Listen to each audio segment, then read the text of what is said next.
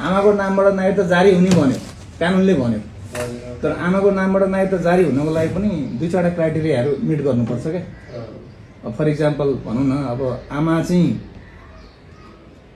छ, अब बुवाको पत्ता नलागेको, हालसम्म बाबुको पहिचान हुन नसकेको केसको लागि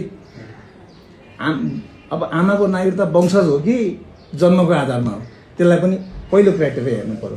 जन्मको आधारको नागरिकता रहेछ र बुवाको नागरिकता बुवा चाहिँ पहिचान नभएको अवस्था छ भन्ने अवस्थामा बुवा नेपाली हो, पहिचान भएको छैन, नेपाली नागरिक हो, नागरिक हुनुपर्ने मान्छे हो, पहिचान भएको छैन अनि त्यस्तो केसमा वंशजको नागरिकता दिन सकिने।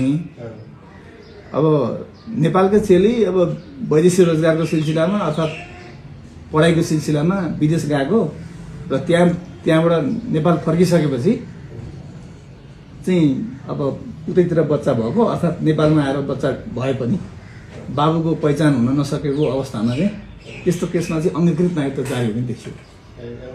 अङ्गीकृत नागरिकता जारी हुने देखियो।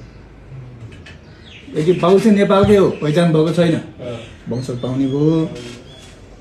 बाबु चाहिँ अब नेपालको होइन, नेपाल बाहेक अन्य देशको हो अनि त्यस्तो केसमा चाहिँ के हुन्छ भने उसले अङ्गीकृत नागरिकता पाउने देखियो।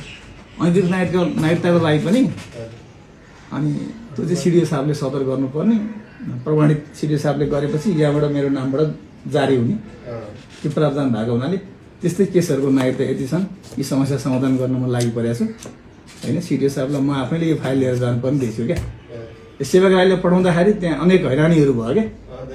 त्यो हैरानी नहोस् भन्ने उद्देश्यले, सेवक राईले धेरै दुःख नपाउन् भन्ने उद्देश्यले पनि मैले गर्नुपर्ने कुराहरू चाहिँ म गर्छु।